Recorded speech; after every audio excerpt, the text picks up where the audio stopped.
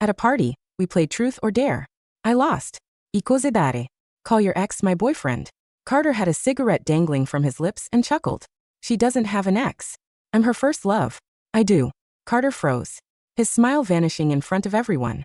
I dialed that number I knew by heart. Half an hour later, the aloof and legendary Liam Sterling pushed open the door to the private room and beckoned to me. Wendy, come here. Carter took me to a gathering with his friends. After dinner, everyone suggested playing truth or dare. Carter lost the first round. He chose dare. A guy sitting by the door got excited. Let's play big. Young Master Carter. Call your ex, dare or not. The atmosphere instantly ignited. Amidst everyone's cheering, Carter rubbed my hand. He had a pair of peach blossom eyes that looked affectionate. Even when looking at a dog, he asked me, babe, can I call? I knew he had an ex-girlfriend. After all, Carter was the campus hunk of a university. His dating history was always under scrutiny. Sister-in-law, gotta have some game spirit. Under everyone's expectant gaze, I smiled and nodded. It's fine. Go ahead. Sister-in-law is generous. Carter smiled, pinched my cheek and took out his phone. The call was picked up after 3 rings. Bella, I've drunk. Come pick me up. Carter gave the address and hung up. Without waiting for a response, he tossed his phone onto the table casually and went back to playing with my hand. My hands were soft and pale. Carter loved to knead my palms whenever he had nothing to do, playing with them tirelessly. His friend mocked him. Young Master Carter, you that confident your ex will show up? He scoffed, his tone full of confidence. My understanding of her, she'll be here in 10 minutes. Then he glanced at me sideways, afraid I might be unhappy, and added, babe, don't be mad. It's just a game. 8 minutes his ex-girlfriend arrived. Red wavy hair, hot body, a completely different type of woman from me. She opened the door and immediately spotted the conspicuous Carter. Her eyes lit up when her gaze swept over me beside him. She paused abruptly. There was a hint of coquettish blame in her eyes as she looked at Carter. Carter, you playing me? The guy to Carter's right quickly gave up his seat. Mr. Bella, sit here. Bella seemed to know everyone present and sat down without hesitation. Carter freed a hand to place a glass of alcohol in front of her. Knew you love this here. Saved it for you. Bella didn't say much. Down the glass in one go. Sister Bella is mighty. The crowd cheered continuously. Bella poured herself another full glass, turned to look at Carter with a beaming smile. Carter, shall we go? Carter's hand had let go of mine. At some point, he clinked glasses with Bella playing drinking games and rolling dice. It made me the good girl look out of place. I was severely allergic to alcohol. My juice glass was already empty. Carter was having too much fun. He started putting his arm around shoulders, but not my shoulders. Seemingly blinded by alcohol, he naturally draped his arm around his ex-girlfriend's shoulder. She didn't seem to mind letting him do it. The people around didn't seem to think anything was wrong either, until the drinks went round again, and we entered the next round of truth or dare. Unfortunately, I lost. Everyone let loose in this round. They jeered at me. Old rules. Call your ex. Carter was already sitting back beside me, his face flushed with alcohol. Hearing this, he chuckled. She doesn't have an ex. I'm her first love, babe. I'm your first man, right? Although he was asking me, his face held absolute confidence in himself, because I had always maintained a good girl image in front of everyone. So everyone believed Carter's words? Without a doubt. Then sister-in-law has to drink these 3 glasses. Sister-in-law is so innocent. Young Master Carter, you're lucky. Drink up. Drink up. Carter's eyes crinkled in a smile. He was in a good mood. I'll drink this for her. He started to stand up to take the glass. I suddenly reached out to stop him. Amidst the noise of the crowd, I spoke slowly. I do. Carter froze, suspecting he heard wrong. What did you say, babe? The room went silent instantly. I blinked, my tone serious. Carter, don't drink yet. I haven't lost for sure. Carter's smile vanished. For some reason, Bella burst out laughing. She patted Carter's shoulder. Carter, it's just a game. Have some spirit. Besides, I'm quite curious what your little girlfriend's ex looks like. Under everyone's playful and curious gazes, I took out my phone, pulled a number out of the blacklist and dialed it. The phone rang for quite a while before being picked up. I poke first. I drank alcohol. Can you come pick me up? I'm out. I gave the address. Before he could speak, I hung up first. Carter stared at my dark phone screen and laughed, patted my head, his face returning to his unruly smile. Babe, no need to find a random person to bluff. Not having an ex isn't embarrassing. I'll drink this for you. Carter looked pleased, picked up the 3 glasses on the table, and downed them all. No one took this interlude seriously. Next round, Bella was eager to try. Bella, I advise you not to play. You're a black hole for games, Carter said familiarly. Bella refused to accept it and glared at him. Watch me win. Sure enough, Bella lost. Sister Bella. Truth or dare? Bella glanced at Carter and shrugged. My ex is already here. I choose truth. Carter's friend's playful gaze circled the three of us. Then I'll just ask something random. Sister Bella, do you still like your ex? Question was anything but random. Bella didn't speak for several seconds. I forfeit. She laughed self-deprecatingly. She poured 3 full glasses and started drinking. The hand playing with my hair suddenly stopped. In the moment, Bella fell silent. Carter's gaze had been fixed on her, watching her drink glass after glass.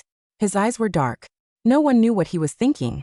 I pulled my hair out of his hand and handed him my empty cup. Carter, pour me some water. Carter snapped back to reality. He grabbed a cold beer nearby and filled my cup. I looked at the cup, quickly forming condensation droplets, and didn't make a sound. Carter's friend tried to break the awkward atmosphere.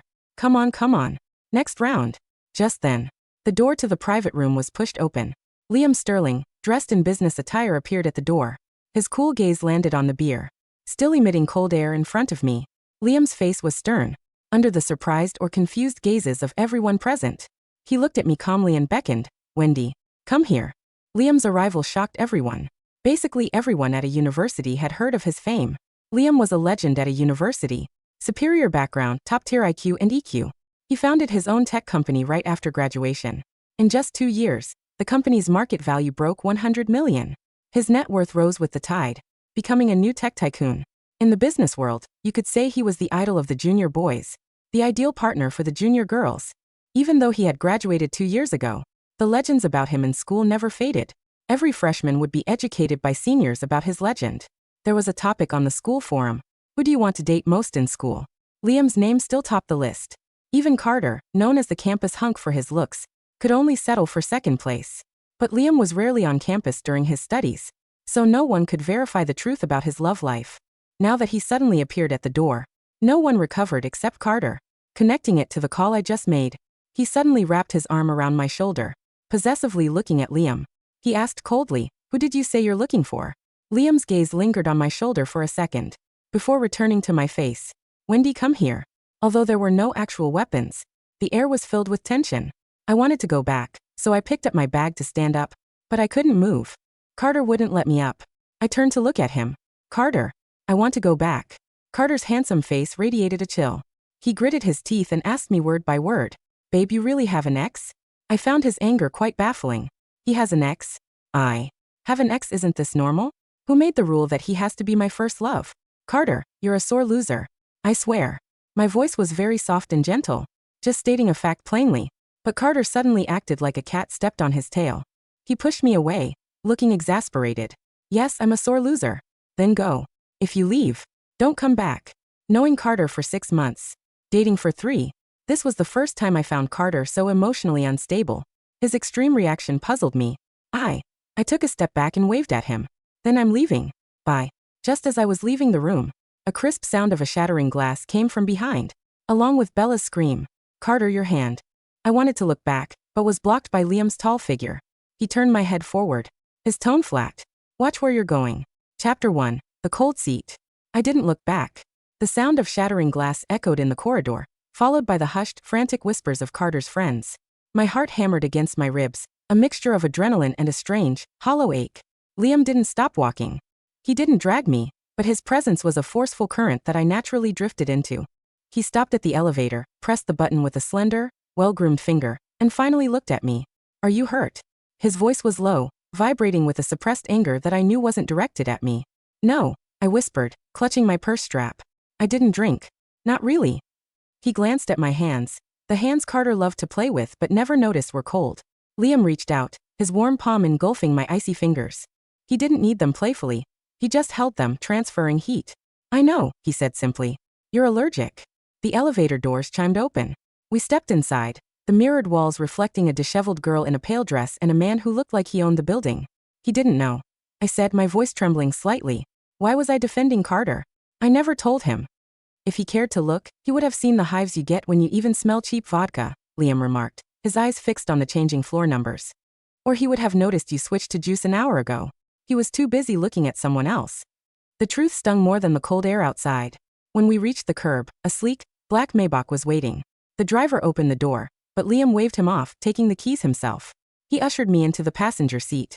The interior smelled of cedarwood and the faint, nostalgic scent of mint, the same gum he used to chew in the university library when he was tutoring me.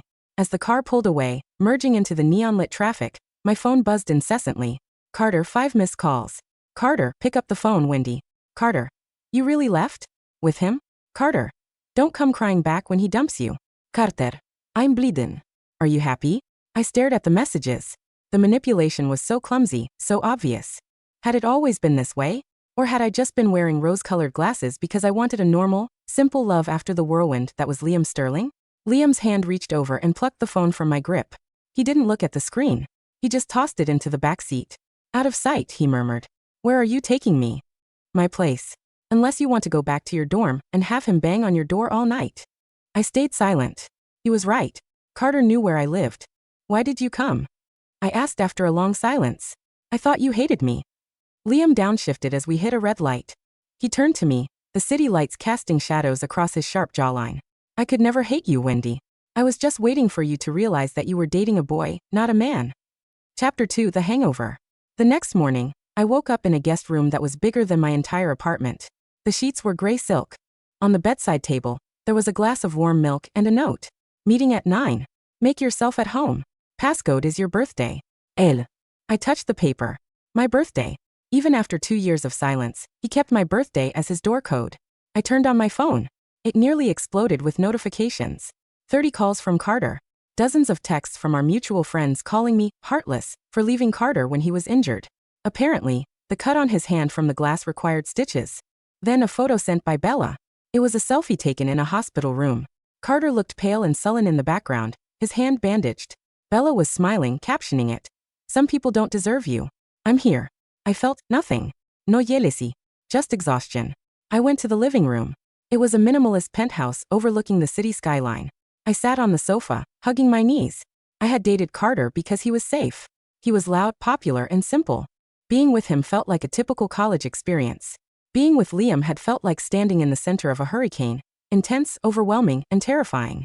I had run away from Liam because I felt small beside him. I was just a scholarship student. He was the heir to a dynasty. But last night, Carter had made me feel smaller than Liam ever did. At noon, the door beeped. Liam walked in, loosening his tie. He looked tired, but his eyes brightened when he saw me. You're awake. Hungry? I should go, I said, standing up. I have class. I drove you here. I'll drive you back. Liam, we can't do this. I have a boyfriend. Liam stopped in the middle of the room. He laughed, a dry, humorless sound. Do you? Because last night he told you to leave. He publicly humiliated you for his ex. And now, Liam pulled out his own phone and scrolled. He's posting about how real love is someone who stays. He showed me Carter's Instagram story. A picture of Bella holding his bandaged hand. Real ones never leave. He's trying to provoke you, Liam said, stepping closer. He wants you to react. To fight for him. It feeds his ego. I know, I said quietly. So don't give it to him. Liam stood in front of me, close enough that I could feel the heat radiating from him. Break up with him properly. Then, figure out who you are without a guy attached to your hip. Is that what you want? For me to be single? Liam looked down at me, his gaze intense. I want you to be happy. If that means being single, fine. If that means being with me. He paused, his voice dropping to a husky whisper. Then I'm willing to start over. Not as the legend and the student. Just Liam and Wendy. Chapter 3: The Confrontation. I returned to campus that afternoon. Liam dropped me off a block away to avoid a scene, but the gossip mill was already churning. When I walked into the cafeteria, the noise level dropped. Eyes followed me. I kept my head high and went to the line. Yo, sister-in-law. One of Carter's friends, the one who had mocked me last night, blocked my path. Carter is looking for you. You got some nerve showing up after dumping him for a sugar daddy. I didn't dump him, I said calmly. He told me to leave. Wendy. Carter's voice cut through the noise. He walked over, his right hand heavily bandaged, Bella trailing behind him like a shadow. He looked exhausted, his eyes red. Where were you last night? He demanded, ignoring the crowd watching us. I went to a friend's house. I lied. A friend? You mean Liam Sterling? Carter sneered. So it's true? You were cheating on me with him the whole time? That's why you knew his number. I wasn't cheating. I said, my patience snapping. I dated him 2 years ago. Before I even met you. Carter froze. The crowd murmured. Wendy dated Liam Sterling? You're his ex? Carter blinked, processing this. Wait. You're the Wendy? The one he named his AI project after? I stiffened. I didn't know about that. It doesn't matter, I said. Carter, we're done. You humiliated me. You prioritized Bella. You told me to leave. So I left. I was drunk. Carter shouted, grabbing my arm. I was just playing a game. Why are you so sensitive? Bella and I are just friends. Why can't you be cool like her? Because I'm not her. I ripped my arm away. And thank God for that. If you walk away now, Carter threatened, his voice shaking with a mix of rage and panic, don't think I'll take you back. Carter, I looked him in the eye, feeling lighter than I had in months. I'm not asking you to. I walked away. I heard Bella whisper loudly behind me, let her go, Carter. She's obviously just climbing the social ladder. She'll come crawling back when Liam gets bored of a plain girl like her. Carter didn't chase me this time. Chapter 4. The Gala. 2 weeks passed. I focused on my studies. I blocked Carter on everything. He tried to reach out through friends, sometimes angry, sometimes begging, but I held the line. Then came the University Innovation Gala. It was the biggest event of the year. Students, alumni, and investors mingled. I was volunteering at the registration desk, wearing a simple black dress. Carter arrived with Bella on his arm. He wore a tuxedo, looking every bit the campus hunk, but there was a sullenness to his mouth. When he saw me, he stopped. He whispered something to Bella, who laughed and smirked at me. They walked over. Checking coats, Wendy? Bella asked sweetly. It suits you. Service industry. Actually, a deep voice resonated from behind me. She's my +1. She's just helping out because the organizer was short-staffed. Liam stepped out from the VIP lounge. He looked devastating in a bespoke midnight blue suit. The air around him screamed power. He didn't look at Bella or Carter. He looked at me. Ready to go in? He asked, offering his arm. I hesitated for a split second, then took it. Carter's face turned a violent shade of red. You brought her? He spat at Liam. Liam finally acknowledged him, looking at Carter with the indifference of a lion looking at a mouse. Is there a problem? She's single. I'm single. We're on a break, Carter stammered. She dumped you, Liam corrected. Loudly. In the cafeteria. I heard the video went viral. Carter stepped forward, fists clenched. You think you're better than me just because you have money? I know her. She likes simple guys. She hates your world. She'll leave you again. Liam's expression didn't change, but his eyes grew cold. She didn't leave because of my world, Carter. She left because she was scared I would consume her. But you? She left you because you treated her like an accessory to your ego. You had a diamond, and you traded it for. Liam glanced briefly at Bella, who was chewing gum with her mouth open. Glass. Bella gasped. Excuse me. Liam ignored her and led me into the ballroom. Chapter 5. The Truth or Dare. Inside the ballroom, the atmosphere was electric. Liam introduced me to investors, not as his girl, but as Wendy, a brilliant literature major with a sharp mind for analysis. He respected me.